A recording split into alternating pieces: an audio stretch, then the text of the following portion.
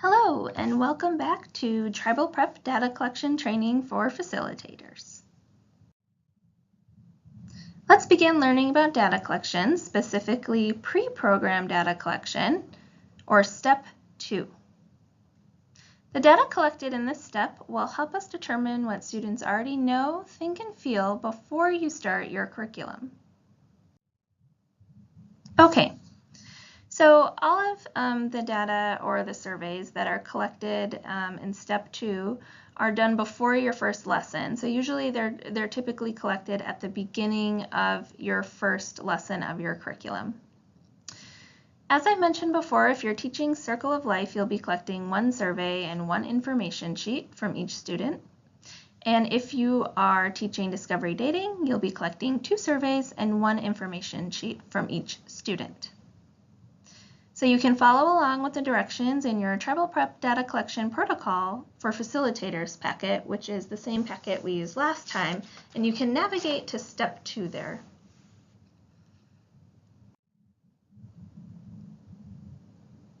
So if you're teaching Circle of Life, you'll be collecting 1 information sheet and 1 survey. The survey is called the entry survey, and it looks a lot like the picture to the right. You have this survey in your binder, and it's in the pre-program surveys tab. If you're teaching Discovery Dating, you'll be having students fill out 1 information sheet and 2 surveys. The first survey is the entry survey, and the second survey is the behavioral identification form. The behavioral identification form is printed on pink, and again, it's in your binder under pre-program surveys.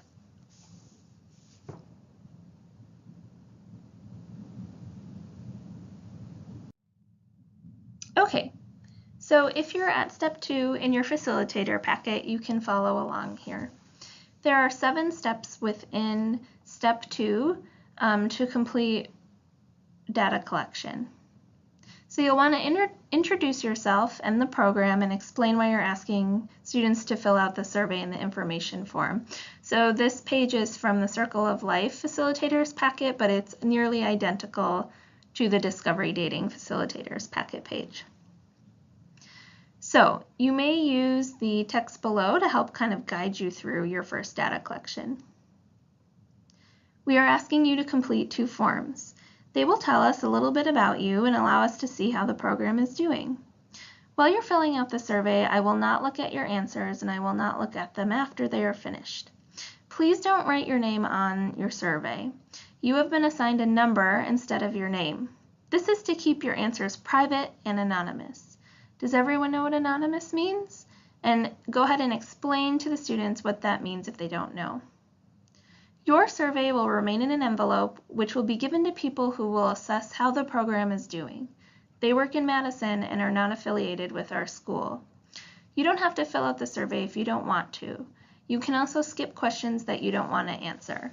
Are you ready to begin? If a student declines to fill out a survey or information form, that's okay. It's called assent or dissent, and it's his or her right to decline. So if a student declines data participation or rather declines to fill out a survey, just go ahead and note that in their REDCap file. So next, you'll give each student his or her assigned data collection envelope, and the best way to do this is just to stand at your computer, look at your REDCap file, and go through each ID, and then call out that person's name and give them the corresponding envelope with their ID on it. Start with the information form, read out loud the instructions and each question. And then when students are finished, you can move on to the surveys. So my suggestion would be to have students fill out the student information form with their information on it and then collect it before you start the surveys so that they don't put the information form in their manila envelope. So when you move on to the surveys, you'll read out loud the instructions and then you'll read out loud each question. And this is to accommodate kids who have different literacy levels. So when it appears that all students have completed a question, you can move on to the next one and answer any questions as you go. When you finish the survey, ask students to put their forms inside their envelopes and seal them shut. So if you're doing Circle of Life, you'll just have that one survey. If you're teaching Discovery Dating, you'll have the 2 surveys. So once they've put them in their envelopes and sealed them shut, you can collect the envelopes. You'll send the envelopes to us at the UW using your prepaid package. It's USPS. And if you have any questions, just give us a ring. Okay, so some helpful tips and tricks for successful data collection. Make sure that students don't write any identifying information such as their name on their survey. They already have the ID on there, so they're all set to go. Be sure to give plenty of time to answer questions, especially for children who might have lower literacy levels. Some of the words are a little bit advanced, especially for the 5th and 6th graders, so you may have to do some more explaining there in those classrooms. Some of the questions are sensitive in nature and they ask about reproductive and sexual health. So giggles are going to happen and that's totally okay. You can acknowledge that some of the questions are a little silly or embarrassing and then you can move on to the next question when you feel like you're ready. Finally, keep the information forms separate from the surveys, as we've said before. The information forms are stored with you in a secure location at your site. We don't need them. We can see all the information on REDCap. Also, don't write the student ID numbers on the information form. So we just keep the ID numbers and the student's identifying information separate.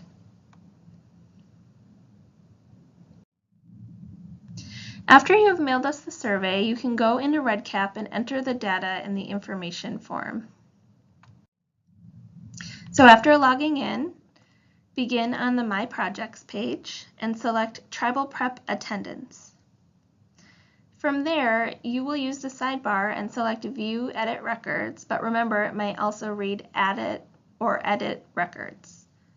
This is the same process you went through when you initially assigned IDs. So after you select View or Edit Records, you will see the screen below, and you'll select a specific ID number. Use the drop-down to select the corresponding ID number of the student, and then once you have the correct ID number, you'll be automatically routed to a page that looks like the one below.